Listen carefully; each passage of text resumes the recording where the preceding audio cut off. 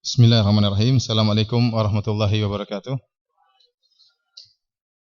Innal hamdalillah nahmaduhu wa nasta'inuhu wa nastaghfiruhu wa natubu ilaih wa na'udzu billahi min syururi anfusina wa min sayyiati a'malina. May yahdihillahu fala mudilla lahu wa may yudlil fala hadiyalah.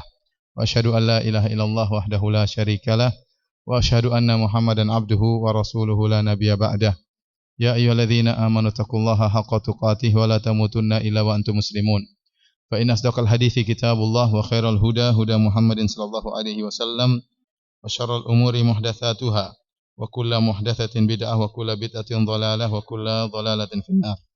Ikhwani fillah wa akhwati fiddin azani Allah wa iyyakum.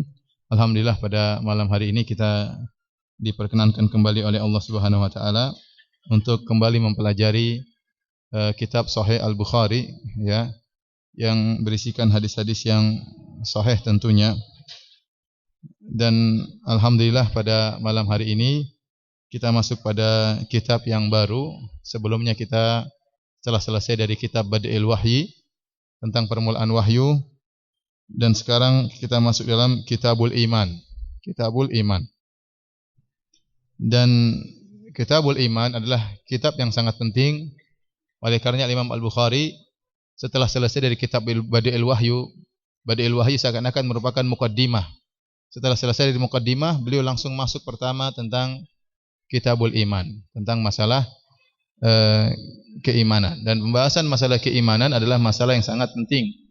Ya, karena kita tahu seluruh amalan, seluruh perkataan, seluruh perbuatan amal soleh dan kebajikan tidak akan diterima kecuali jika dibangun di atas keimanan, di atas akidah yang benar. Dan bahasan masalah iman sangat penting karena kalau seorang keliru dalam memahami masalah iman, maka dia bisa terjerumus dalam salah satu dari dua kelompok sesat. Kalau tidak terjerumus dalam pemahaman Khawarij, dia akan terjerumus dalam pemahaman Al-Murji'ah. Insyaallah pada malam hari ini kita akan sebutkan tentang kelompok-kelompok tersebut. Ya, kalau orang tidak salah paham tentang masalah iman, dia akan mudah mengeluarkan seorang dari Islam. Karena dia salah paham tentang masalah iman, sehingga dia akhirnya mudah mengkafirkan seorang muslim, dikeluarkan dari Islam. Dan sebaliknya, kalau dia juga salah paham tentang masalah iman, dia menganggap orang kafir sebagai orang beriman. Jadi bahasan ini bahasan yang sangat penting. Oleh karenanya khilaf tentang masalah iman sudah muncul ya di zaman-zaman tabi'in, sudah muncul ya masalah iman ini.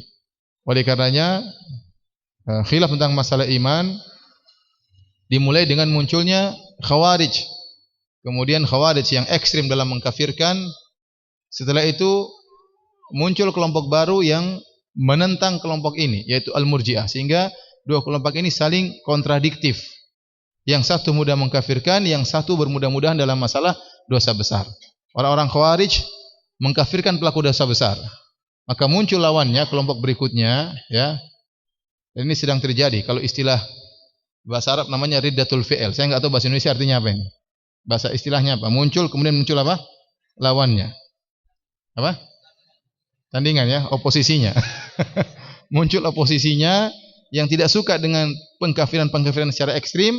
Kemudian mereka buat bid'ah, namanya bid'ah al-irja, atau pelakunya disebut murji atau murji'ah, yang akhirnya awalnya ingin membantah Khawarij, mengatakan pelaku dosa besar bukanlah orang kafir, sehingga akhirnya memudah-mudahkan dosa besar, sehingga bikin kaidah-kaidah tentang masalah iman yang juga keliru. Yang dua-duanya keliru, di tengah-tengah ada ahlu sunnah wal jamaah. Dan khilaf tentang masalah iman sudah muncul sejak zaman tabi'in, bahkan sebagian mengatakan sejak zaman sahabat. Oleh karenanya Imam Al-Bukhari bertemu dengan khilaf-khilaf masalah itu. Imam Al-Bukhari bertemu dengan orang-orang Khawarij, bertemu dengan orang-orang Murji'ah. Oleh karenanya telah kita sebutkan dalam biografi Al-Imam Al-Bukhari pada awal pertemuan kita, beliau mengatakan saya memiliki guru lebih dari 1000 ya. Semuanya mengatakan al-iman ya qaulun wa amalun yazid wa yanqus, bahwasanya iman itu adalah perkataan dan perbuatan, naik dan turun. Dan itu menunjukkan bahwasanya Al-Imam Al-Bukhari tidak sembarang berguru, dia hanya berguru dari ahlu sunnah wal jamaah. Kenapa? Kalau orang-orang Murji'ah Mereka tidak mengatakan iman itu amal. Mereka hanya mengatakan iman di hati dan di perkataan. Ya, ada yang lebih parah cuma di hati saja. Insyaallah nanti kita jelaskan. Adapun amal bukan termasuk dari iman. Dan mereka tidak mengatakan iman naik dan turun. Iman itu standar tetap terus, tidak ada naik, tidak ada turun. Oleh karenanya Imam Al-Bukhari hanya mengambil hadis-hadis beliau atau guru-guru beliau hanya dari guru-guru Ahlus Sunnah wal Jamaah. Baik, kita bacakan ya perkataan Imam Al-Bukhari ya. Beliau berkata, Bismillahirrahmanirrahim, Kitabul Iman. Yang pertama babul iman wa qaulin Nabi sallallahu alaihi wasallam, bab tentang keimanan dan sabda Nabi sallallahu alaihi wasallam, buniyal islamu ala khamsin. Bahwasanya Islam dibangun di atas 5 perkara ya. Dia ingin menjelaskan Islam ya iman dibangun di atas 5 perkara. 5 perkara tersebut maksudnya rukun Islam. Syahadatain yang semuanya berkaitan dengan amal. Syahadatain kemudian apa? Salat, kemudian apa? Zakat, kemudian apa? Puasa, kemudian apa? Haji. 5 ini semuanya adalah perkara yang zahir. Perkara yang zahir. Dan dia termasuk bagian daripada Islam. Dan Islam merupakan bagian dari keimanan. Dia ingin menekankan bahwasanya iman itu ya mencakup amal soleh, bukan hanya sekedar apa yang ada di hati. Kemudian beliau berkata, wa huwa qaulun wa fi'lun wa yazidu wa yanqusu. Dan iman itu adalah perkataan dan perbuatan, dan naik dan turun. Beliau kemudian menyebutkan firman Allah, liyasdadu imanan ma'a imanihim, agar mereka semakin bertambah keimanan mereka dengan keimanan yang sebelumnya. Ini dalil bahwasanya iman bertambah. Jadi beliau bawakan bab ini semuanya dalam rangka untuk membantah orang-orang Murji'ah. Dalam rangka untuk membantah orang-orang Murji'ah yang mengatakan iman cuma hanya di hati atau iman cuma hanya di lisan, tidak mungkin bertambah, tidak mungkin apa? Turun. Makanya dia sebutkan ayat-ayat yang berkaitan dengan bertambahnya iman. Contohnya ayat berikutnya, wazidnahum huda, dan kami pun menambahkan bagi mereka hudan. Dan hudan adalah termasuk dari keimanan. Kami berikan petunjuk. Kemudian kata Allah Subhanahu wa taala, wa yazidullahu alladhina ihtadaw huda. Dan Allah memberikan tambahan bagi orang-orang yang mendapat petunjuk, Allah tambahkan petunjuk lagi. Kemudian walladzina ihtadaw zadahum huda wa atahum taqwahum. Dan orang-orang yang mendapat petunjuk ditambahkan oleh Allah petunjuk bagi mereka, dan Allah berikan kepada mereka ketakwaan mereka. Di sini dia Al-Imam Al-Bukhari memfokuskan pada kalimat tambahan. Demikian juga wa yazdadal ladzina amanu imana, dan orang-orang yang beriman bertambah keimanannya. Ini berarti iman bisa bertambah. Kemudian juga firman Allah Subhanahu wa taala, ayyukum zadatu hadhi imana. Orang-orang beriman bertanya, siapa di antara kalian yang imannya bertambah dengan turunnya ayat ini? Berarti tatkala turun ayat, iman bertambah. Seorang mendengar ayat, iman bertambah. Fa ammal ladzina amanu fazadathum imana. Adapun orang-orang yang beriman, maka bertambah keimanan mereka. Dalam surat At-Taubah. Kemudian juga firman Allah Subhanahu wa taala, fakhshawhum fazadahum imana. Allah pun menambah keimanan bagi mereka. Kemudian juga Allah berfirman, wa ma zadahum illa imana wa taslima, tentang kaum muslimin tatkala melihat al-ahzab ya. Falamma ra'al mu'minun al-ahzab qalu hadza ma wa'adana Allah wa rasuluhu wa hadza ma wa'ada Allah wa rasuluhu wa sadaqa Allah wa rasuluhu. Kemudian kata Allah, wa ma zadahum illa imana wa taslima. Tatkala mereka melihat pasukan Ahzab sudah berkumpul, mereka berkata, telah benar Allah dan Rasulnya ya. Ini yang telah dijanjikan oleh Allah dan Rasulnya, dan telah benar Allah dan Rasulnya. Kata Allah, wa ma zadahum illa imana wa taslima. Tidaklah datangnya musuh-musuh itu kecuali semakin menambah keimanan mereka dan semakin menambah kepasrahan mereka kepada Allah. Kemudian beliau menyewakan hadis-hadis yang lain, pernyataan yang lain. Kata beliau, wal hubbu fillahi wal bughdhu fillahi minal iman. Mencintai karena Allah, membenci karena Allah termasuk dari keimanan. Wa kataba Umar bin Abdul Aziz ila Adi bin Adi, inna lil imani fara'idha wa syara'i'a wa hududan wa sunanan.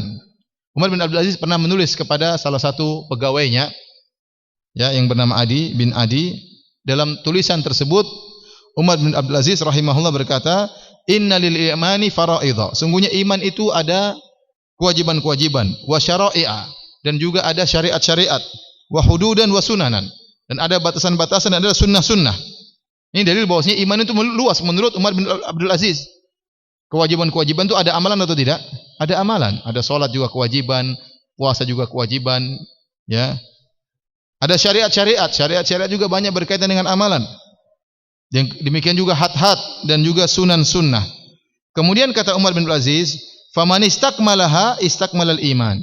Barang siapa yang menyempurnakan syariat dan kewajiban-kewajiban, maka sempurnalah imannya. Berarti iman bisa bertambah.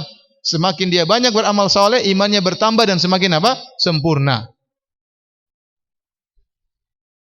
Wa man lam yastakmilha lam yastakmilil iman. Barang siapa yang tidak menyempurnakan syariat-syariat tersebut, maka dia tidak menyempurnakan imannya. Fa in aish fasaubayyinuha lakum. Kalau saya masih hidup, kata Umar bin Aziz, saya akan mengajarkan kepada kalian hal tersebut hatta ta'lamu biha, hatta ta'malu biha, sampai kalian mengamalkannya. Ya, wa in amut fama ana ala suhbatikum biharis. Kalau saya meninggal dunia, maka sungguhnya saya tidak terlalu semangat untuk hidup bersama kalian, ya. Tapi kalau saya masih hidup, saya akan jelaskan perkara-perkara tersebut. Kemudian juga beliau menyebutkan, ini satu halaman khusus tentang masalah ini, ya. Riwayat dari Ibrahim atau perkataan Nabi Ibrahim alaihissalam waktu Nabi Ibrahim mengatakan, Rabbi arini kaifa tuhyil mauta. Ya Rabbku, tunjukkanlah kepadaku bagaimana kau menghidupkan yang sudah mati. Allah berfirman, qala awalam tu'min, apa kau tidak beriman? Kata Ibrahim alaihissalam, qala bala walakin liyatma'inna qalbi. Saya beriman ya Allah, tetapi agar semakin tentram hatiku. Berarti supaya apa? Supaya meningkat apa? Keimanannya. Ya. Nabi Ibrahim alaihissalam sudah beriman kepada Allah atau tidak? Sudah beriman. Tetapi dia ingin melihat bagaimana Allah menghidupkan yang mati supaya apa? Supaya semakin bertambah apa? Imannya. Berarti iman di hati pun bisa bertambah. Kemudian berkata Mu'adz, ijlis bina nu'minu sa'ah. Duduklah bersama kami, kita beriman sesaat. Maksudnya apa? Duduklah bersama kami, kita beriman sesaat. Maksudnya kita tambah keimanan kita. Bukan setelah sesaat kita kafir, tidak. Kita sekarang sudah beriman, tapi kita ingin duduk bareng, berbicara tentang ayat-ayat Allah, supaya bertambah keimanan kita. Kemudian juga Ibnu Mas'ud berkata, al-yaqin al-imanu kulluhu. Bahwasanya keyakinan adalah seluruhnya keimanan. Keyakinan seluruhnya adalah keimanan. Dan kita tahu keyakinan bertingkat-tingkat. Ada orang yang yakinnya sangat yakin, dan ada orang yakinnya kurang. Kalau ada yang kasih kabar kepada kita satu orang, kita percaya orang ini thiqah, terpercaya. Kemudian ada 2 orang, ada 100 orang kasih kabar, kita semakin yakin atau tidak? Semakin yakin. Kita lihat langsung terjadi, tambah keyakinan atau tidak? Tambah keyakinan. Ternyata keyakinan bisa bertambah-tambah dan seluruhnya adalah iman. Kemudian kata Ibnu Umar, la yablughul abdu haqiqata taqwa hatta yada'a ma haka fi sadr. Seorang hamba tidak akan mencapai hakikat takwa, hakikat daripada ketakwaan, sampai dia meninggalkan segala perkara yang meragukan di hatinya, yang mengganjal di hatinya. Kalau ada ragu, dia tinggalkan. Ini menunjukkan baru dia bisa mencapai hakikat ketakwaan. Berarti dia mencapai kesempurnaan keimanan. Ini semua dalil didatangkan oleh Imam Al-Bukhari untuk menunjukkan iman itu bisa bertambah. Mungkin antum heran, ngapain Imam Bukhari bawa dalil sebanyak ini? Imam Bukhari dulu berhadapan dengan orang-orang ahlul bid'ah yang menganggap iman tidak bisa bertambah. Kalau kita mungkin tidak berhadapan dengan orang tersebut, ya. Oleh karenanya Imam Al-Bukhari menjelaskan seluruh dalil, baik dari Al-Quran maupun dari hadis Nabi, maupun perkataan salaf, perkataan para sahabat, perkataan para salaf tentang bahwasanya iman itu bisa bertambah dan semakin bertambah sampai sehingga pada puncak keimanan. Ya. Kemudian Mujahid berkata, syara'a lakum. Dia menafsirkan firman Allah. Mujahid adalah muridnya Ibnu Abbas dari kalangan tabi'in. Wa awsaynaka ya Muhammad wa iyyahu dinan wahidan. Kami wasiatkan kepada engkau wahai Muhammad dan juga kepadanya satu agama. Berarti syariat-syariat itu merupakan juga agama. Dan kalau dikatakan agama berarti seluruhnya adalah keimanan. Wa qala Ibnu Abbas syir'atan wa minhaja, syariat dan minhaj maksudnya sabilan wa sunnah, yaitu jalan dan sunnah. Ini intinya para hadirin, dia ingin menyampaikan bahwasanya seluruh syariat, seluruh yang namanya agama itu bagian daripada keimanan. Barang siapa yang semakin menjalankan bentuk agama, apakah zikir, apakah perbuatan tubuh, maka akan semakin bertambah imannya. Jadi iman bukan cuma yang ada di hati, sebagaimana pemahaman orang-orang Murji'ah. Ya. Ada orang-orang zaman sekarang yang mirip-mirip Murji'ah, seperti dia mengatakan, yang penting ada yang di hati. Gak pakai jilbab nggak apa-apa, yang penting hatinya apa? Baik. Seperti itu ada. Ente nggak sholat nggak apa-apa, yang penting hati kita beriman, yang penting iling. Ini sebenarnya nyerempet-nyerempet dengan pemahaman apa? Murji'ah. Ya. Dalam Islam, dalam akidah Ahlussunnah, iman itu mencakup keyakinan, perkataan, perbuatan, bertambah dan berkurang. Baik, maka pada kesempatan kali ini saya akan menjelaskan tentang masalah keimanan, dan saya harap ikhwan dan akhwat bersabar karena ini juga perkara yang sangat penting supaya antum tidak terjerumus dalam pemahaman Khawarij dan tidak terjerumus dalam pemahaman apa? Al-Murji'ah. Kita sering dengar itu Khawarij, ini Murji'ah, ini Murji'ah. Maksudnya apa? Ya. Ya. Kita harus mengerti apa maksudnya dan kita berusaha menjauhi bid'ah-bid'ah yang berbahaya tersebut. Baik. Baik, ikhwani fillah azani Allah wa iyyakum. Al-iman ya. Menurut Ahlussunnah adalah i'tiqad bil jinan wa qaulun bil lisan wa amalun bil jawarih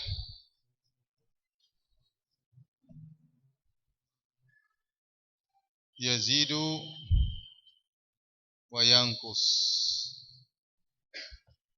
Artinya iman itu adalah keyakinan dalam hati, perkataan dengan apa? Lisan, dan amal dengan jawarih. Jawarih artinya anggota tubuh. Bertambah dan apa? Berkurang. Bertambah dan berkurang.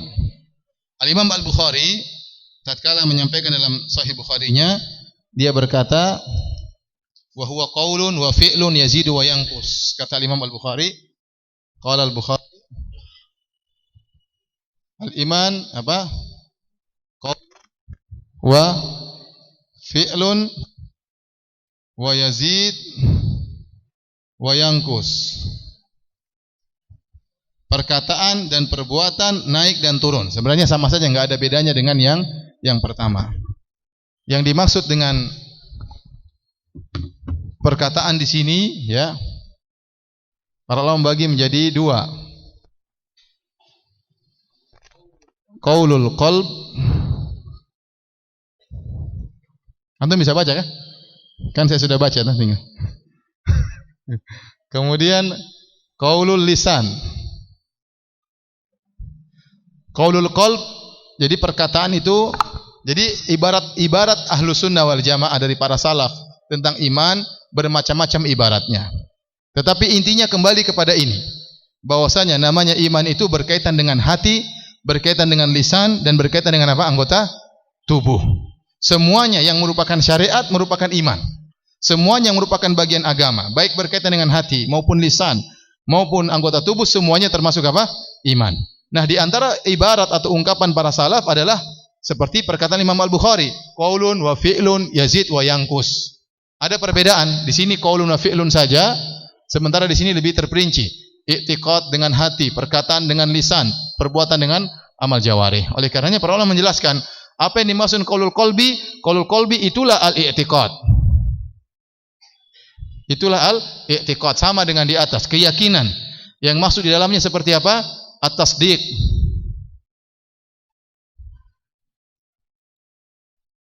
At-tasdiq maksudnya apa? Membenarkan. Membenarkan. Di antaranya adalah wal ma'rifah. Al-ma'rifah artinya apa? Ilmu atau mengetahui.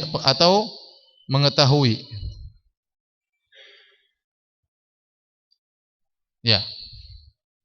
Qaulul lisan contohnya apa? Berzikir, al-azkar. Orang berzikir pakai lisan, subhanallah, alhamdulillah, wala ilaha illallah akbar. Semua zikir termasuk apa? Qaul lisan. Contohnya apa? Tilawatul Quran. Ini semua adalah zikir. Ini termasuk keimanan. Termasuk keimanan. Kemudian fi'il, perbuatan. Fi'il artinya apa? Perbuatan. atau amal. Maka fi'il juga terbagi menjadi dua. Ada namanya fi'lul qalb, amalan hati. Contohnya apa? Contohnya al-khosyah, rasa takut kepada Allah. Contohnya apa? Al-khusyu' misalnya, ar-roja, tawakal. Ini semua amalan apa? Amalan hati. Ini semua termasuk dari apa? Keimanan. Kemudian ada namanya fi'lul jawarih. Fi'lul jawarih, amalan anggota tubuh. Contohnya apa? Salat. Kemudian apa? Saum, al-hajj, haji. Apa lagi? Banyaklah ya. Bersedekah dan seterusnya. Kemudian bertambah dan berkurang. Tadi bertambah sudah kita jelaskan dalam banyak dalil al-Imam Al-Bukhari. Ya. Tatkala mereka melihat Al-Ahzab, kata Allah Subhanahu wa taala, "Wa ma zadahum illa imanan wa taslima." Tidaklah bertambah kecuali keimanan, pasrahan kepada Allah. Semakin berimanan dan semakin bertambah tawakal kepada Allah. Nah, inilah akidah Ahlussunnah yang harus antum pahami. Bahwasanya iman itu ada masalah hati, ada perkataan lisan, dan ada perbuatan tubuh. Contoh, Rasulullah SAW bersabda dalam hadis yang nanti mungkin akan kita lewat. Dalilnya banyak. Contohnya Rasulullah SAW bersabda, atau Allah berfirman dalam surat Al-Baqarah, "Wa ma kana Allahu liyudhi'a imanakum."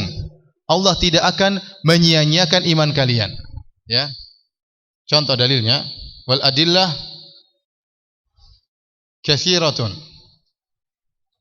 Contohnya firman Allah Subhanahu wa taala, qauluhu ta'ala, wa ma kana Allahu liyudhi'a imanakum.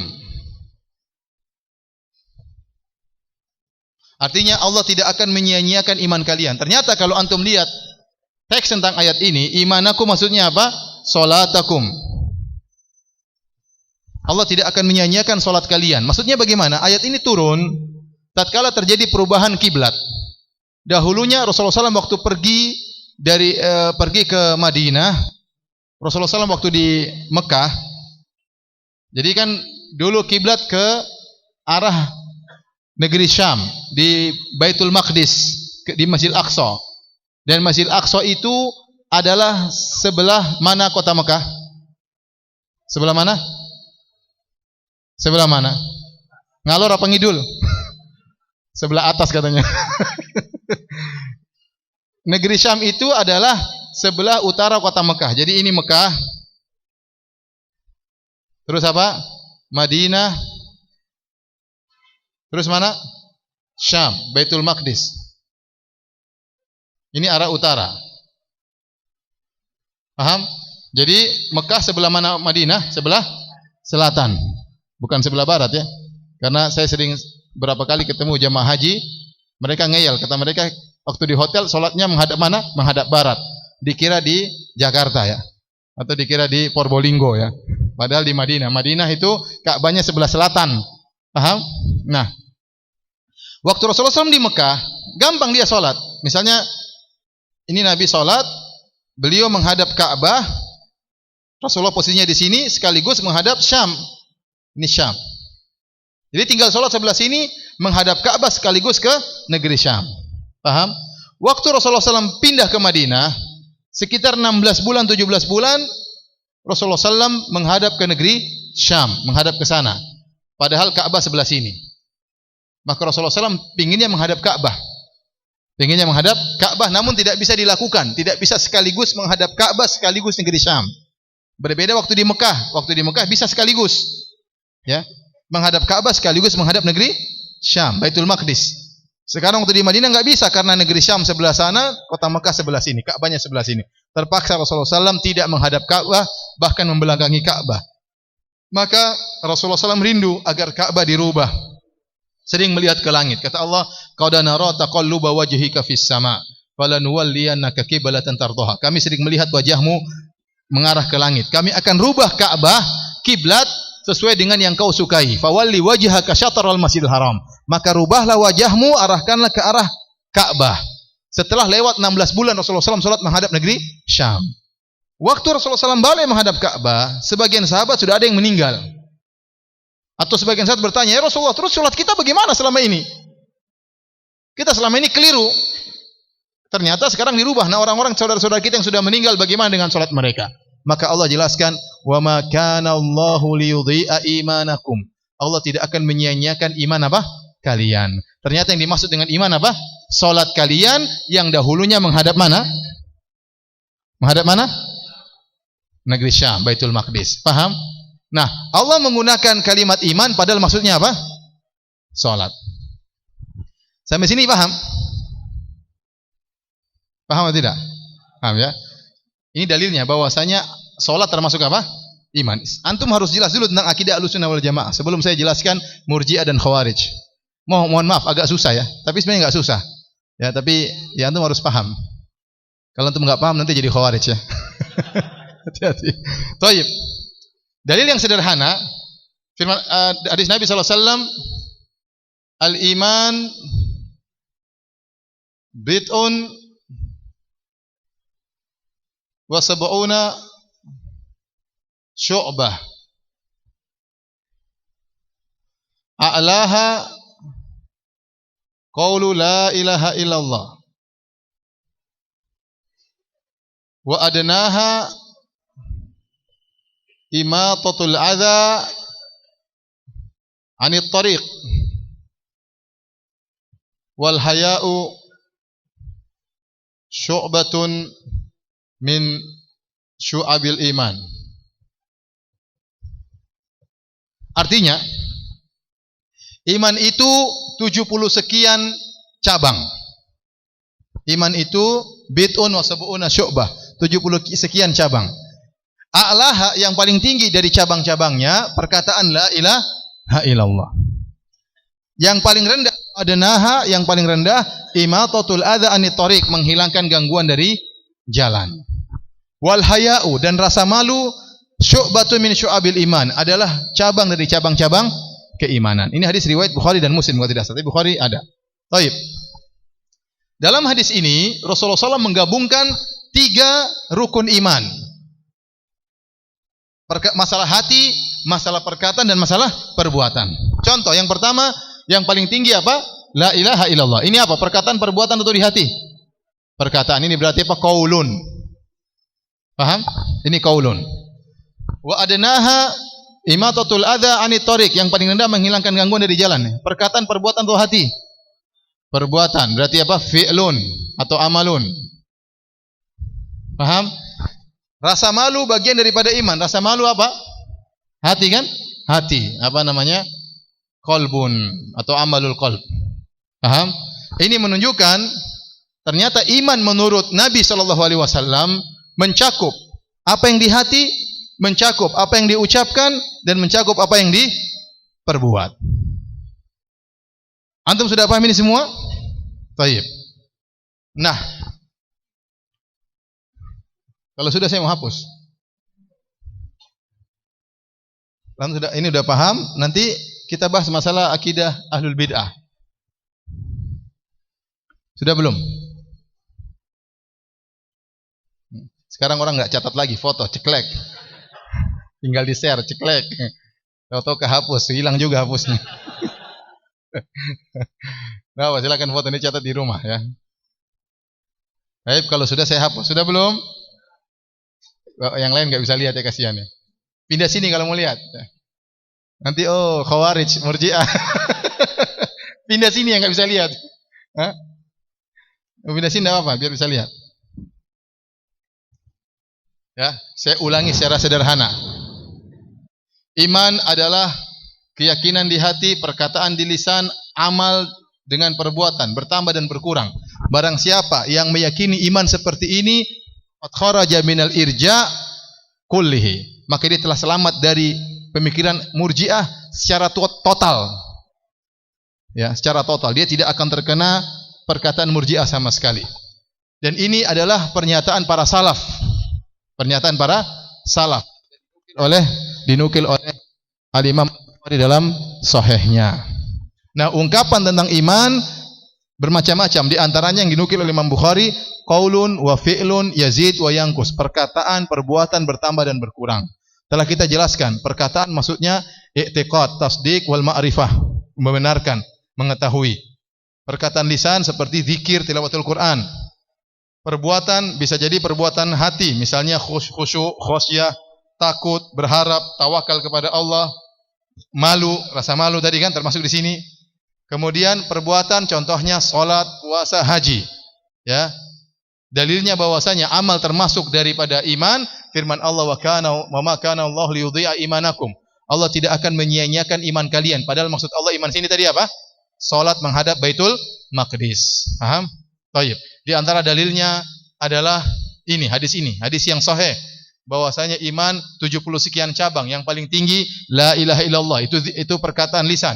Yang paling rendah menghilangkan gangguan dari jalan, ini perbuatan, dan rasa malu adalah bagian daripada keimanan. Baik. Kita lanjutkan ikhwani fillah, azanallahu yakum ya.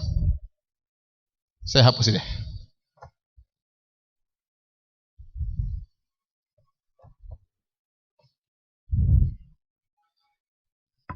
Sekarang ada dua bid'ah yang sangat kenceng ya.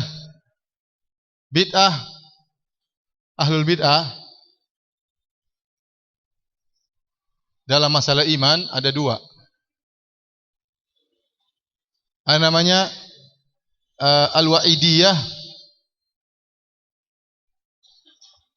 dan al-wa'diyah. Al-wa'idiyah artinya yang hanya melihat nas-nas yang barang begini kafir, barang siapa begini kafir, barang siapa begini kafir, paham? Yang kenceng-kenceng, wa'id artinya ancaman. Itu kelompok hanya yang melihat kepada ancaman-ancaman doang. Paham? Al-wa'diyah kelompok yang hanya melihat kepada janji-janji Allah. Seakan-akan hadis-hadis ancaman, ayat ancaman enggak ada. Yang ini hanya melihat barang siapa yang bunuh neraka jahanam kekal. Oh, berarti ini. Riba, hadis-hadis banyak diazab di neraka, berarti pelaku dosa besar apa? Kafir. Al-wa'idiyah ada dua kelompok, yaitu al-khawarij wal mu'tazilah. Adapun al-wa'idiyah ada kelompok al-murji'ah. Dan al-murji'ah ini, jadi al-wa'idiyah, al-khawarij wal mu'tazilah. Apa bedanya khawarij dengan mu'tazilah? Al-khawarij memandang pelaku dosa besar kafir. Paham? Pelaku dosa besar apa saja berzina kafir. Mereka hanya melihat hadis, contohnya Rasulullah SAW mengatakan la yazni zani hina yazni wa huwa mu'min. Tidaklah seorang yang sedang berzina tatkala sedang berzina dan dia dalam kondisi mukmin, berarti dia kafir. Wala yasriqus sariq hina yasriqu wa huwa mu'min. Tidaklah seorang sedang mencuri dalam kondisi mukmin. Wala yashrabul khamr syaribul khamr hina yashrabuha wa huwa mu'min. Tidaklah seorang minum khamr sedang minum khamr dalam kondisi mukmin, berarti dia kafir. Jadi mereka hanya melihat hadis-hadis yang apa? Yang ngancam. Ayat-ayat yang ngancam. Kata mereka pelaku dosa besar kafir. Ada orang berzina kafir atau tidak? Ada orang makan riba kafir atau tidak? Kafir. Ada orang membunuh kafir atau tidak? Kafir. Al-Mu'tazilah tidak. Al-Mu'tazilah berpendapat pelaku dosa besar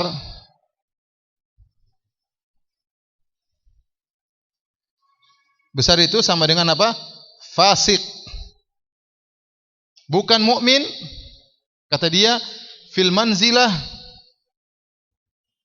baina al-manzilatain. Maksudnya apa? Berada di salah satu di antara dua tempat. Kata dia, mukmin itu tidak ada kecuali seorang itu di dunia ini, tidak ada kecuali dua. Mukmin atau kafir. Ini menurut Khawarij. Seorang itu kalau enggak mukmin ya kafir. Paham? Mu'tazilah bilang tidak, ada satu di tengah-tengah. Namanya apa? Fasik. Dia orang mukmin, oh bukan orang Islam dia, bukan orang mukmin. Orang kafir enggak, dia di tengah-tengah. Bukan orang muslim, bukan. Orang kafir enggak juga. Terus mana? Fasik. Terus dia ini nasibnya gimana di akhirat? Nasibnya sama, kekal di neraka.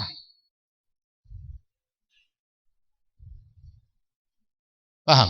Kalau ini jelas pelaku dosa besar kafir di mana? Di akhirat di mana? Di surga apa di neraka? Di neraka. Kekal apa bisa keluar? Orang kafir di neraka kekal atau bisa keluar? Kekal. Sampai sini paham? Saya ragu ya. Baik. Ya. Saya ulangi. Al-Wa'idiyah artinya kelompok yang hanya melihat ayat-ayat yang menakut-nakuti. Paham? Hadis-hadis yang menakut-nakuti, hadis-hadis ancaman. Al-Wa'id artinya ancaman. Gara-gara hanya melihat sebagian dalil, ingat Ahlus Sunnah melihat semua dalil. Ahlul Bid'ah itu hanya mereka berdalilkan satu, tidak melihat dalil yang lain. Itu masalahnya di situ. Adapun Ahlus Sunnah mereka melihat dalil secara keseluruhan, kemudian mereka mengambil kesimpulan. Mereka berusaha mengkompromikan dalil-dalil yang ada. Ahlul Bid'ah hanya melihat satu sisi dalil. Tatkala hanya melihat satu sisi dalil, maka muncullah salah pemikiran, salah pemahaman. Di antaranya muncullah Khawarij dan Mu'tazilah. Ini nama-nama kelompok. Ya. Al-Khawarij. Kenapa Khawarij? Mereka memberontak keluar dari pemerintah yang sah. Kemudian di antara akidah mereka, pelaku dosa besar kafir. Kalau kafir berarti di mana? Di neraka jahanam kekal. Al-Mu'tazilah kata mereka, pelaku dosa besar itu bukan orang kafir. Terus orang mukmin? Bukan juga. Tapi di tempat di antara dua tempat. Fil manzilah bainal manzilatain artinya di satu tempat di antara dua tempat, yaitu fasik. Terus di akhirat gimana? Di neraka jahanam. Sama kekal. Oleh karenanya, meskipun Mu'tazilah sama Khawarij berbeda dari sisi pengungkapan terhadap pelaku dosa besar, pelaku dosa besar dinamakan oleh orang Khawarij sebagai apa? Sebagai kafir. Pelaku dosa besar dinamakan oleh Mu'tazilah sebagai apa? Fasik. Nasibnya di akhirat sama atau tidak? Sama. Meskipun berbeda secara ibarat di dunia, penamaan di dunia, tapi keyakinan mereka berdua sama. Di akhirat sama-sama apa? Kekal. Paham? Tetapi di neraka kata mereka, meskipun sama-sama kekal, tapi tingkatan nerakanya berbeda-beda. Ya. Kalau yang kafir nerakanya lebih bawah, paham? Kalau yang fasik nerakanya lebih atas, tapi sama-sama apa? Kekal. Baik, paham? Baik. Kemudian kita kembali kepada Al-Wa'diyah. Al-Wa'diyah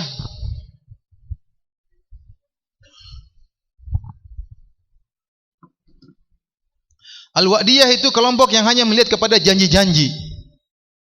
Janji-janji. Kalau ini apa? Ancaman. Ayat-ayat ancaman, hadis-hadis ancaman. Kalau ini sebaliknya, ya, janji-janji aja. Dalam hadis Rasulullah SAW ditanya, "Ya Rasulullah, ada seorang begini, ya, dia mukmin." Kata kemudian ditanya kepada Nabi, "Wa in sarak wa in zana," meskipun dia berzina, meskipun dia mencuri, iya, dia mukmin atau dia muslim. Ya.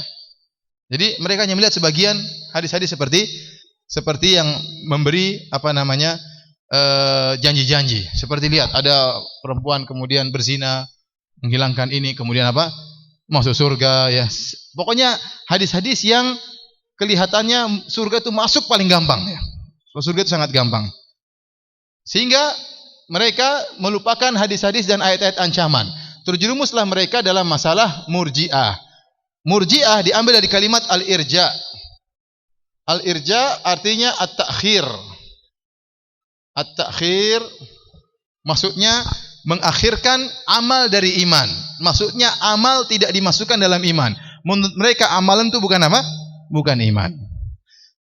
Menurut mereka amalan itu bukan apa? Bukan iman. Kenapa? Timbul bid'ah ini dalam rangka membantah bid'ah dua orang ini. Khawarij, dua kelompok ini, Khawarij Mu'tazilah.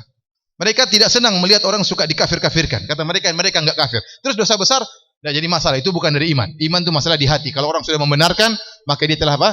Beriman. Tidak pengaruh itu masalah dosa-dosa besar. Paham? Maka timbullah bid'ah yang merupakan oposisi dari Khawarij dan Mu'tazilah disebut dengan bid'ah apa? Al-Murji'ah. Diambil dari kalimat al-irja. Al-irja artinya mengeluarkan amal dari iman. Mengeluarkan amal dari iman. Ya. Contoh dalil mereka, contohnya kata mereka Allah berfirman, "Innal ladzina amanu wa amilus solihat." Kata mereka, lihat, Allah berfirman, sungguhnya orang-orang yang beriman dan beramal soleh. Berarti Allah bedakan antara iman dengan amal soleh. Kata mereka demikian. Iman beda, amal soleh apa? Beda. Padahal para ulama menjelaskan, justru Allah menyebutkan amal soleh secara khusus, itu adalah bab penyebutan khusus setelah umum. Penyebutan apa? Zikrul khas ba'dal am. Menyebutkan yang khusus setelah umum. Kenapa? Karena pentingnya khusus ini. Misalnya saya mengatakan, telah datang peserta pengajian dan juga Muhammad telah datang. Padahal Muhammad anggota peserta, paham? Kenapa saya khususkan penyebutan Muhammad? Karena Muhammad ini orang penting, atau dia pintar atau yang lain. Dia termasuk dari anggota pengajian atau tidak? Termasuk dari anggota pengajian. Contohnya, Allah Subhanahu wa taala berfirman, "Man kana aduwwan lillahi wa malaikatihi wa rusulihi wa Jibril wa Mikala, fa inna Allah aduwwul lil kafirin." Kata Allah, barang siapa yang memusuhi Allah, yang memusuhi malaikat-malaikat, yang memusuhi rasul-rasulnya, memusuhi Jibril dan Mikail. Jibril dan Mikail termasuk malaikat atau tidak?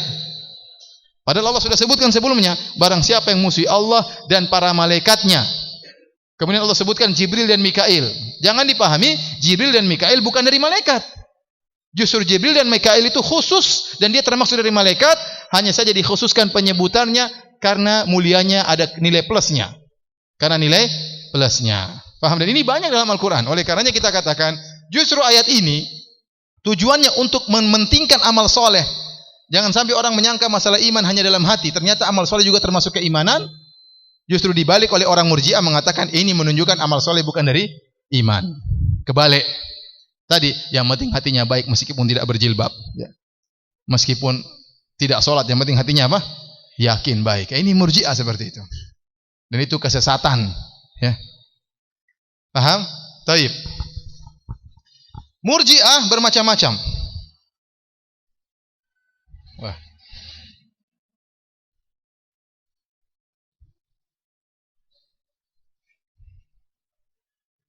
Susahkah begini ya? Hah? Murji'ah, ini apa? Kelompok-kelompok Murji'ah.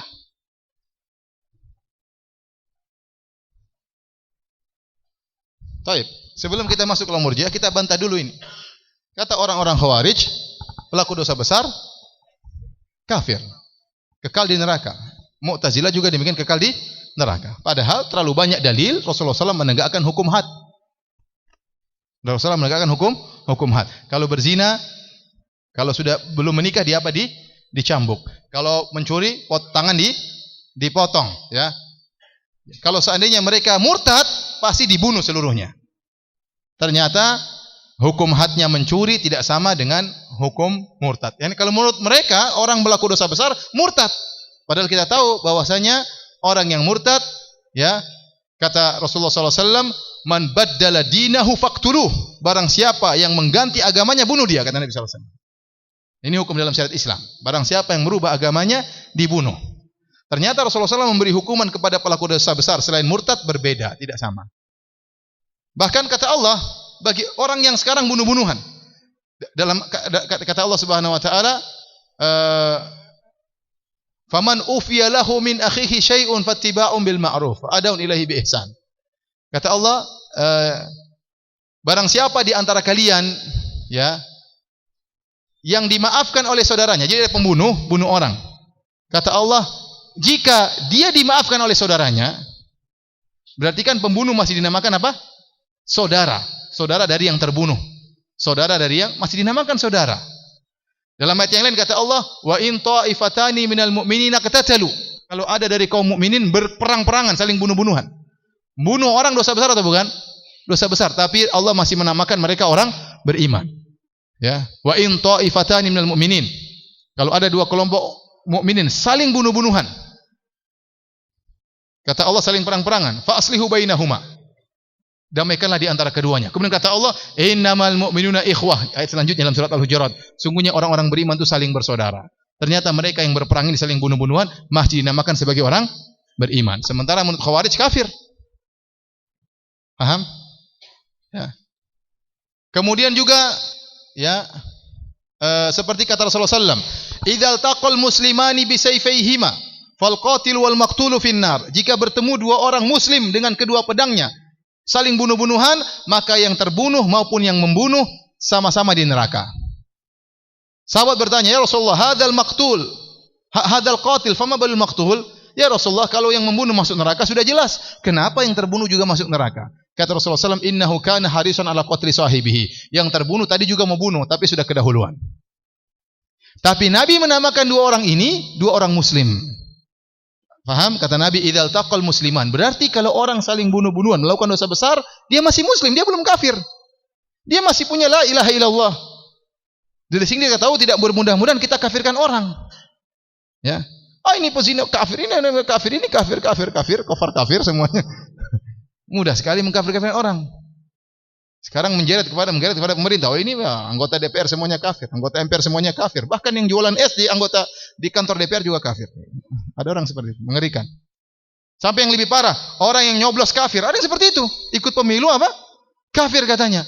Kenapa mendukung demokrasi? Macam-macam. Makanya masalah pengkafiran ini hati-hati, jangan sembarang. Jangan sembarang. Kita sebutkan pada pertemuan lalu, Heraklius. Heraklius beriman kepada Nabi atau tidak? Beriman kepada Nabi.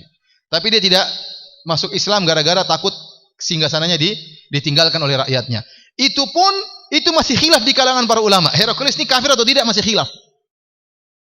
Padahal dia tidak pernah menyatakan masuk. Kata sebagian ulama, mungkin dia menyatakan masuk Islam, tapi dia tidak berani karena banyak orang semuanya pengikutnya, dia takut. Ada yang mengatakan dia kafir. Itu pun masih apa? Khilaf. Sekarang orang mudah-mudah sekali mengkafirkan. Kita tidak boleh mengkafirkan seorang kecuali dia melakukan pembatal keimanan yang benar-benar jelas, kemudian kita tegakkan hujah. Kalau dia sudah masih ngeyel, baru bisa kita kafirkan. Ya, karena di sini sekarang ada sistem pengkafiran MLM, itu bahaya.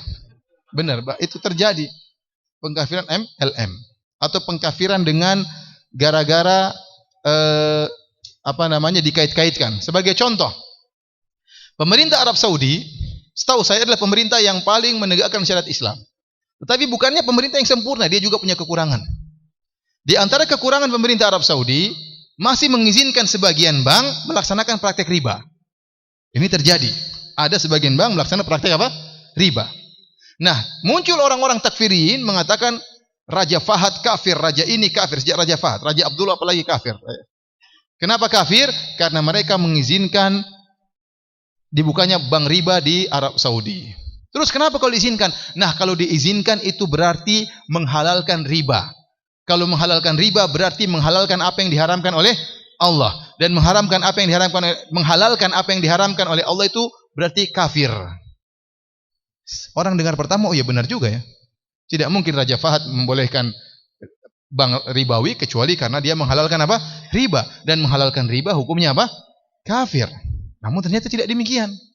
Apakah kalau ada orang, saya sewakan tempat saya untuk buka praktek riba, berarti saya halalkan riba? Belum tentu. Jangankan saya yang menyewakan tempat saya, bahkan yang praktek riba saja belum tentu menghalalkan apa? Riba. Paham?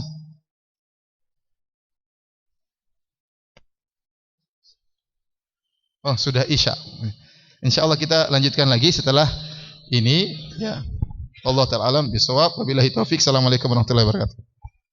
Bismillahirrahmanirrahim. Assalamualaikum warahmatullahi wabarakatuh. Alhamdulillahi ala ihsani wa syukru lahu ala taufiqihi wa amtinani.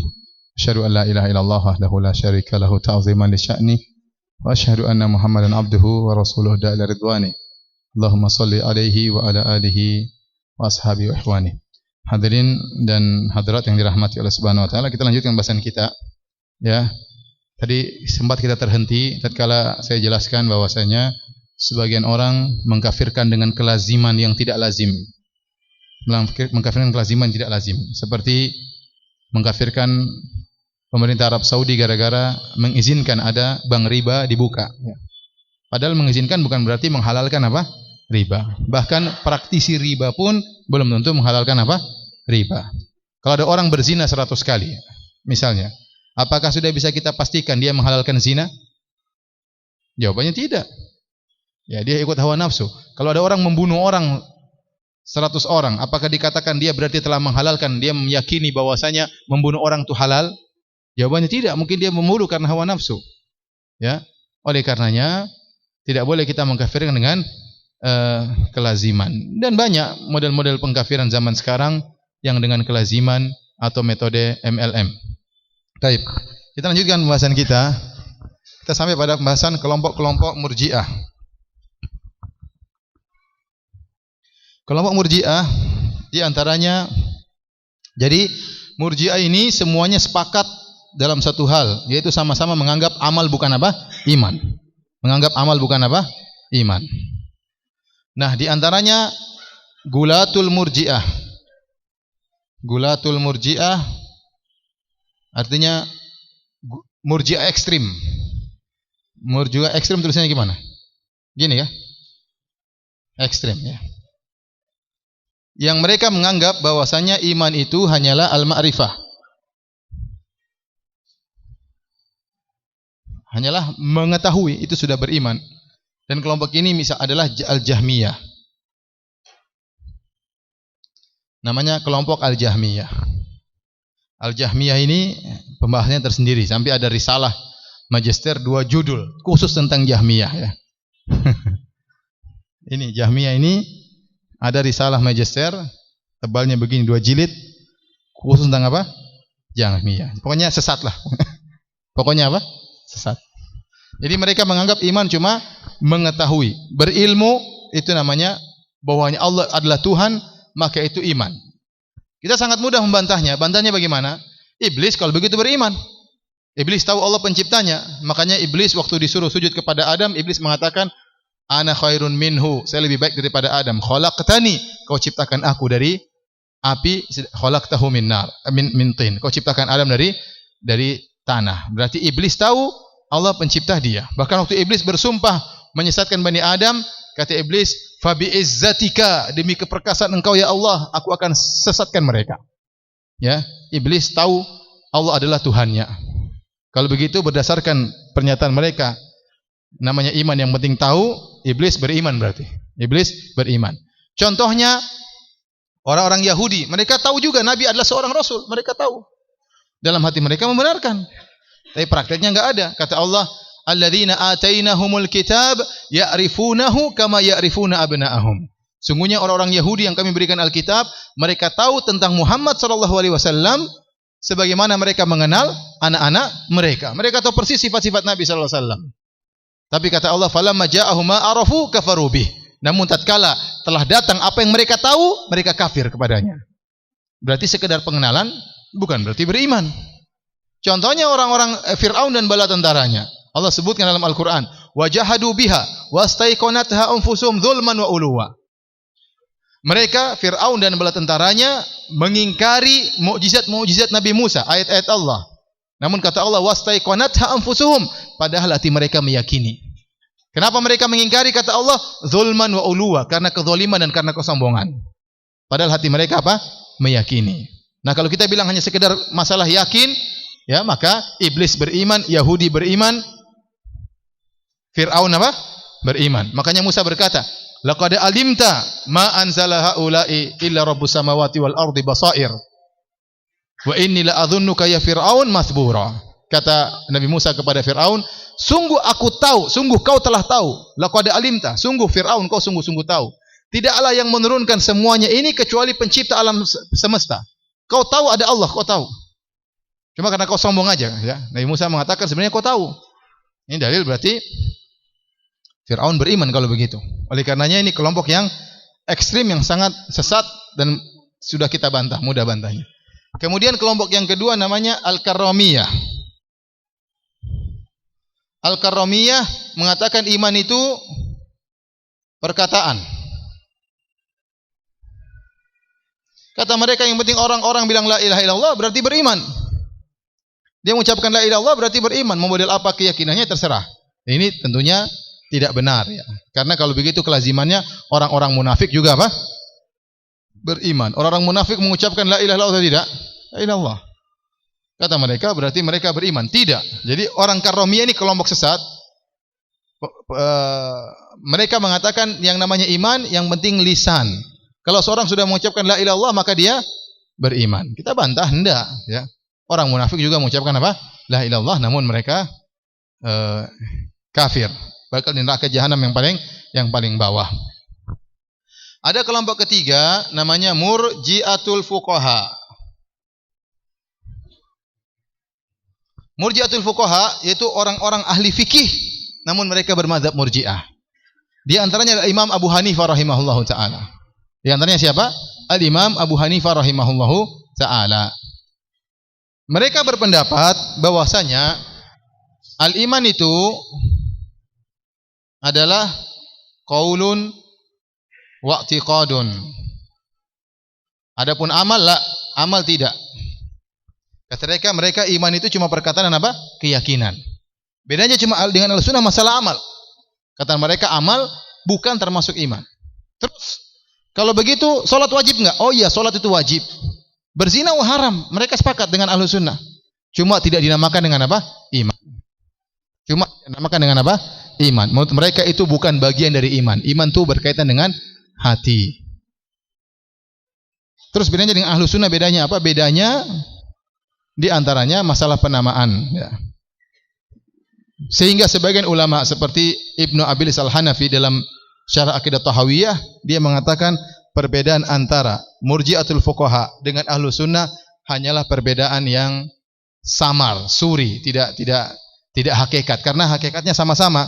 Menurut Murji'atul Fuqaha, orang yang berzina juga berdosa. Yang melakukan sholat juga dapat berpahala. Tetapi sholat itu bukan iman kata mereka. Iman itu masalah cuma di hati. Pembahasannya panjang. Ini saya cuma sekilas saja. Ya, nanti antum tambah mumet ya. Sekarang aja udah mumet, apalagi dipanjang-panjangnya. Baik. Sampai sini kira-kira sudah ada gambaran? Gambarannya. Jadi intinya Murji'ah itu mengeluarkan amal dari apa? Iman. Paham? Ya. Baik. Terakhir kita bahas ya. Apa syubhatnya orang-orang Murji'ah? Ada metode pemikiran mereka. Sini aja ya. Syubhat semua Murji'ah, syubhat ahlul bid'ah.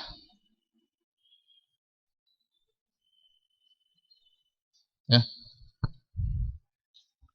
Ada yang pertama iman satu kesatuan.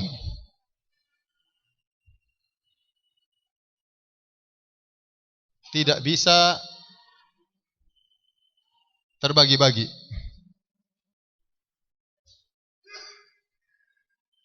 Ada istilah mereka idza dhahaba ba'dhuhu dhahaba kulluhu. Ya artinya jika hilang sebagian hilang seluruhnya.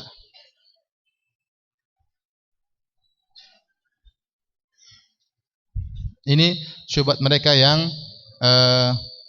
paling utama. Jadi kata mereka iman itu satu kesatuan, enggak mungkin terbagi-bagi. Ibarat mereka seperti angka 10. Angka 10 kalau diambil 1 bukan angka 10 lagi. Jadi angka berapa? 9. Sudah berubah namanya. Iman seperti itu. Tidak bisa terbagi-bagi. Diambil sebagian, maka hilang seluruhnya. Paham? Ini syubhat mereka. Menurut mereka iman itu satu kesatuan. Setelah itu mereka terpecah menjadi Khawarij dan Mu'tazilah. Khawarij dan Al-Mu'tazilah. Kemudian satunya lagi Al-Murji'ah dengan berbagai macam kelompoknya. Al-Khawarij mengatakan iman satu kesatuan. Kalau hilang sebagian hilang seluruhnya. Berarti kalau ada orang melakukan dosa besar telah hilang sebagian apa? Imannya. Paham? Berarti kalau ada orang melakukan dosa besar telah hilang sebagian apa? Imannya. Kalau hilang sebagian imannya berarti hilang keseluruhan. Paham? Nah. Al-Murji'ah cara berpikirnya berbeda. Iman kata mereka tasdik, keyakinan di hati. Ya, ini enggak boleh terpecah-pecah. Kalau terpecah-pecah berarti keraguan. Nah, kata mereka kalau seorang melakukan dosa besar maka tidak bisa kita katakan hilang imannya. Karena kalau hilang imannya berarti apa? Berarti akan hilang seluruh imannya. Paham? Kalau hilang sebagian iman, berarti akan hilang seluruh imannya. Berarti amal bukan dari iman. Karena kalau kita bilang amal itu bagian dari iman, Kalau hilang sebagian berarti hilang apa?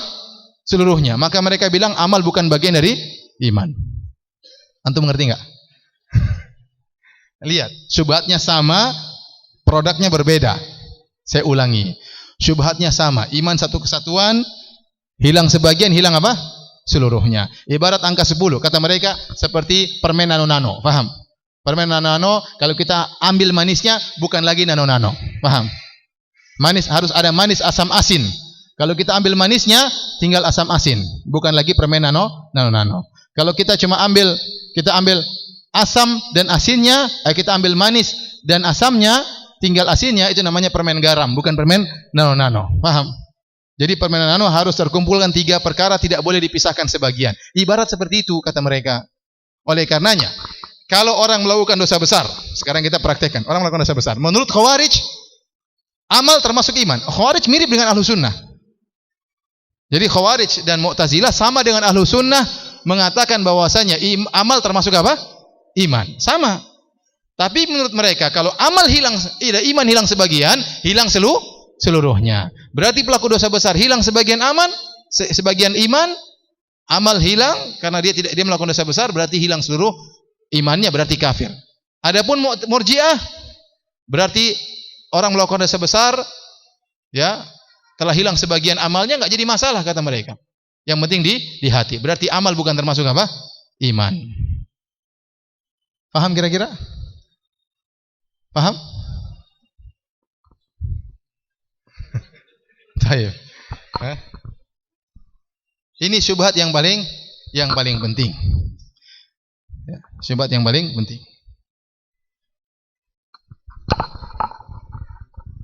Oleh karenanya dalam adapun Ahlus Sunnah wal Jamaah, ya. Iman itu bercabang-cabang. Tadi seperti kita sebutkan hadisnya tadi. Iman bercabang-cabang. Ada 70 sekian apa? Cabang. Yang paling tinggi la ilaha illallah, yang paling rendah menghilangkan apa? Gangguan dari jalan. Karena iman bercabang-cabang ibarat pohon, ada akarnya, ada dahan-dahannya. Kalau dahannya kita patahin, masih ada akarnya. Ada orang senyum di hadapan orang lain, berpahala atau tidak? Berpahala. Berarti iman. Nah, kalau dia ketemu orang tidak senyum, ada cabang yang hilang, cabang keimanan, paham? Tapi dia kafir atau tidak? Tidak. Batang yang ranting kecil hilang, masih ada akarnya. Masih ada akarnya, la ilaha illallah. Jadi iman menurut Ahlus Sunnah itu ibarat pohon yang bercabang-cabang. Kalau akarnya kita hilangkan, baru dia hilang pohon tersebut. Misalnya dia melakukan kesyirikan, berarti batal itu la ilaha illallahnya. Sudah, kafir kalau begitu. Ya. Percaya sama dukun, itu hilang semua batangnya. Kenapa? Karena membatalkan la ilaha illallah. Tapi kalau dia berzina, ada ranting besar yang patah. Kalau dia merampok, ada ranting besar lagi yang patah. Hampir-hampir pohonnya mati, tapi belum mati. Paham? Jadi Ahlus Sunnah seperti itu. Ya. Sama. Kalau mereka bilang iman itu seperti angka 10, kalau hilang 1, namanya bukan lagi angka 10. Kita bilang iya benar. Iman seperti angka 10. Kalau hilang 1, bukan dinamakan angka 10, tapi angka 9. Sama, menurut Ahlus Sunnah, kalau iman sempurna, namanya iman sempurna. Kalau ada cabang yang hilang, namanya iman tidak sempurna. Angka 10 kalau diambil 1, bukan lagi namanya 10, bukan lagi iman yang sempurna, tetapi tetap masih ada sisanya. 1 sampai 9 itu masih ada sisanya atau tidak? Masih. Namun tidak lagi dinamakan dengan iman yang sempurna. Paham? Ini perlu antum paham, karena supaya antum tidak mudah-mudah mengkafirkan orang, ya. Baik. Itu di antara syubhatnya. Syubhat yang kedua, ya. Syubhat yang kedua, ya. Mereka, ya, atau jadi menurut mereka, menurut Ahlus Sunnah, iman bercabang-cabang, kekufuran juga bercabang-cabang. Ingat, ya. Dosa pun bercabang-cabang. Ada dosa yang merupakan kekufuran, ada dosa yang tidak merupakan apa? Kekufuran. Jadi iman bercabang-cabang, kekufuran juga apa? Bercabang-cabang. Ada kufur akbar, ada kufur kecil-kecil. Ada kufur apa? Asghar. Tidak semua kufur itu akbar, ya. Kemudian di antara syubhatnya, mereka hanya melihat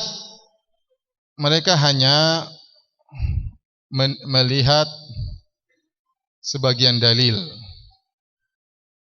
dalil dan meninggalkan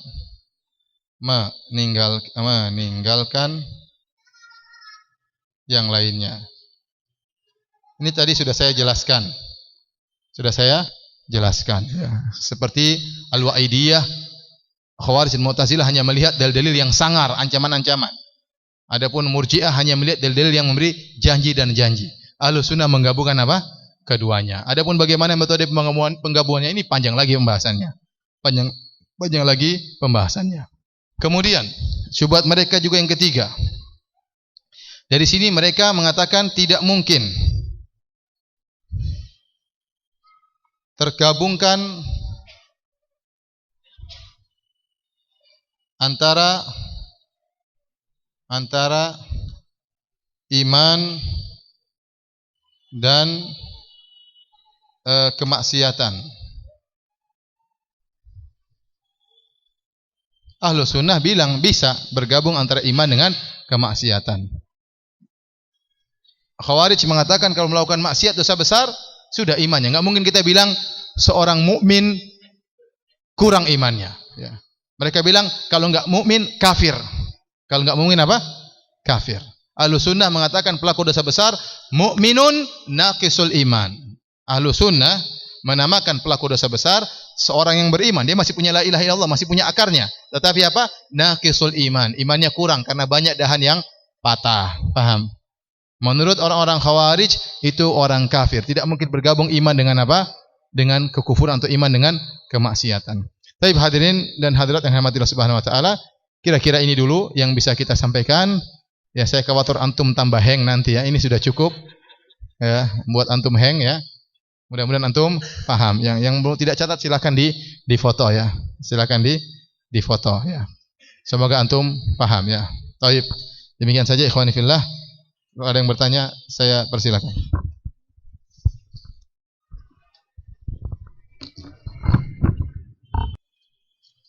Pertanyaan, bagaimana dengan orang-orang mengatakan salafi sama dengan khawarij karena katanya mengkafirkan pelaku bid'ah?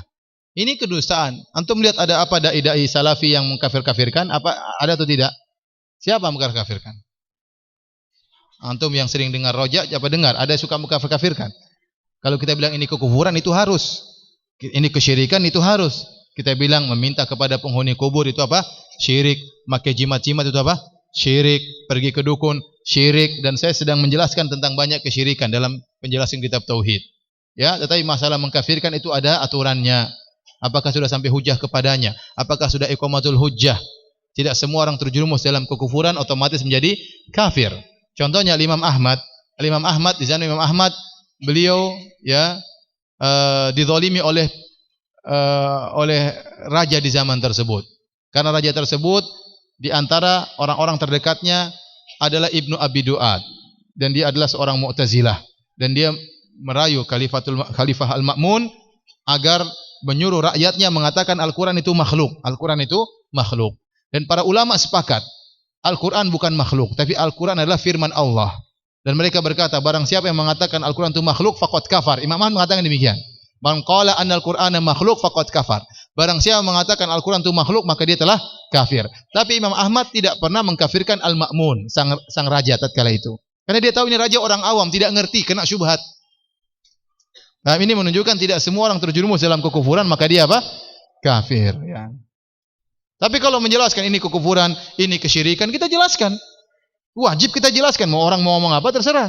Tapi bukan berarti kita bilang, ini syirik, kalau ada yang terjerumus, berarti kita bilang musyrikin, harus dipenggal lehernya, ditumpahkan darahnya, dan macam-macamnya. Dirampas hartanya. Enggak. Siapa yang pernah demikian? Tidak ada dai salafi seperti itu. Oleh karenanya mereka, yang sebagian mereka menyebarkan kedustaan. Menyebarkan kedustaan. Bahwasanya kita suka mengkafirkan apa? Orang-orang. Dari mana dalilnya? Kalau kita jelaskan ini bid'ah, bukan berarti kita mengkafirkan. Kalau kita menjelaskan ini syirik, bukan berarti kita menyatakan dia musyrikin. Ini perlu pembahasan yang selanjutnya ya. Kita yang sering menyampaikan salat ya, kita salat imam siapa saja kita bolehkan atau tidak. Kalau saya mengkafir-kafiran orang, saya bilang jangan salat di sembarang masjid. Jangan salat kalau imamnya kalau antum enggak kenal. Mana saya pernah bilang demikian? Salat dimanapun, mau imamnya mau kunut mau enggak terserah ya. Ya kalau imamnya dukun ya jangan salat sama dia. Itu jelas kalau dukun ngapain salat sama dukun? Ini kedustaan yang dipaksa-paksakan. Dusta apa? Seperti menggambarkan bahwasanya orang-orang ahlu sunnah salaf itu ya mengkafirkan orang, haus darah, suka membunuh. Ini kedustaan besar. Ente mau tahu salaf itu di mana? Di Arab Saudi. Itu kebanyakan ulama salafi. Apakah jemaah haji kalau ke sana jemaah umrah ketakutan mau dibunuh, dirampas hartanya? Pada ketakutan atau tidak? Lebih takut mungkin di tanah air daripada di sana. Banyak orang ketemu saya, Ustaz, saya di sini tenang sekali. Nanti udah pulang udah gemetaran, banyak tagihan. Pas umroh tenang, tentram. Terus gimana? Mana katanya haus darah, bunuh sana, bunuh sini. Jadi mereka sudah wallahu alam kehabisan argumen sehingga dengan berdusta itu yang paling menyedihkan. Ya. Kalau apa namanya ingin berdialog, dialog yang benar, jangan sampai pakai apa kedustaan. Jangan sampai pakai kedustaan.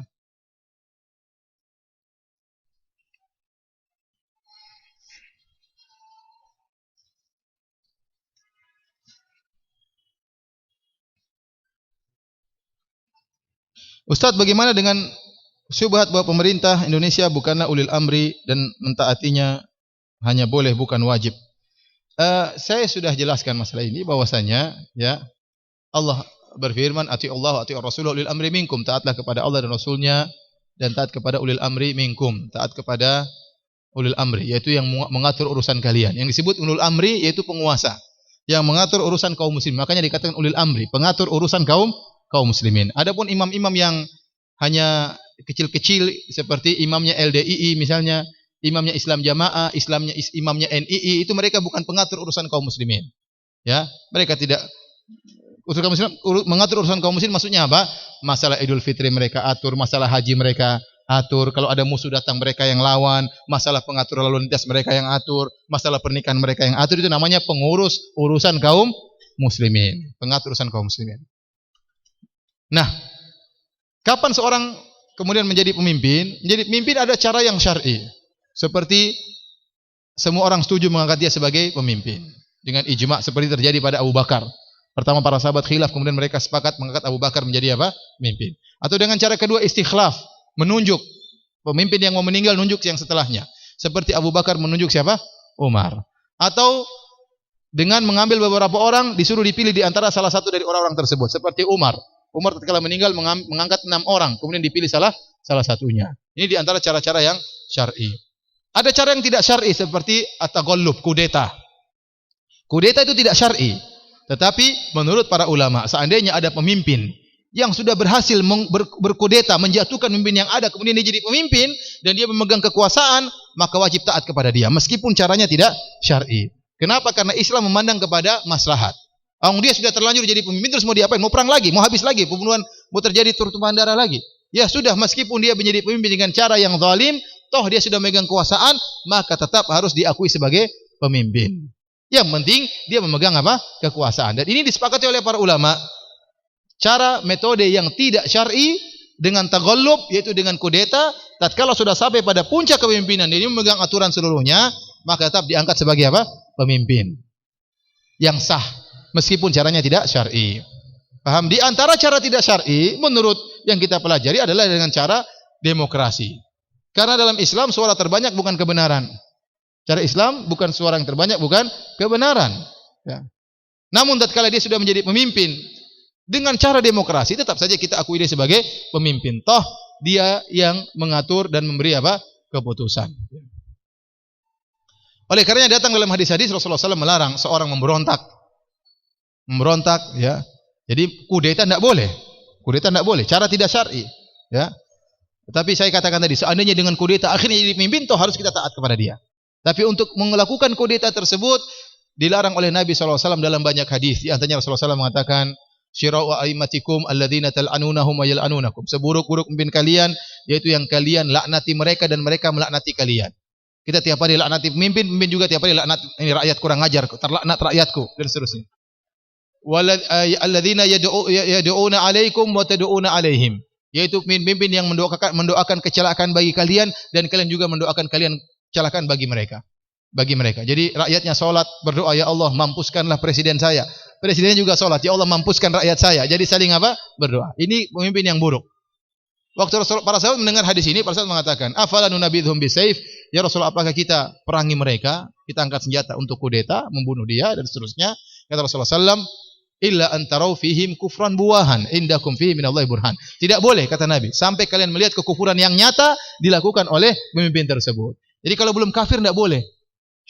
Ya ikhwan, kita harus tunduk kepada dalil. Kalau Nabi larang kita nurut ya. Kalau Nabi larang kita apa? Nurut ya. Dan kita mengambil pelajaran betapa banyak. Bukan saya katakan setiap kudeta gagal. Bukan saya katakan setiap pemberontakan gagal, tapi kebanyakannya adalah kegagalan. Kalaupun berhasil, maka kondisi yang datang lebih buruk. Contoh di mana? Di Suriah. Waktu terjadi kezaliman yang luar biasa oleh Presiden Bashar Assad, ya. Orang-orang sudah emosi. Mereka bertanya kepada para ulama kibar di Arab Saudi, tidak ada yang berfatwa untuk boleh memberontak.